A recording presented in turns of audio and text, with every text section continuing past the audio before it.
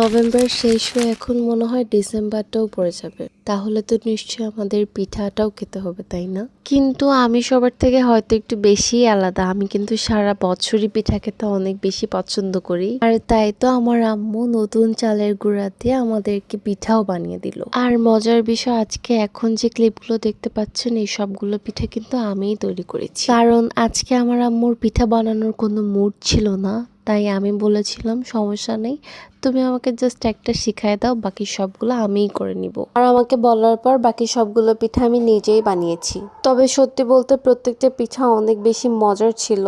But একটা কাজ হয়ে গেছে, পিঠাগুলা ছবি ভিডিও করতে করতে অনেকটাই ঠান্ডা হয়ে গেছিল শুধুমাত্র আপনাদেরকে দেখানোর জন্য।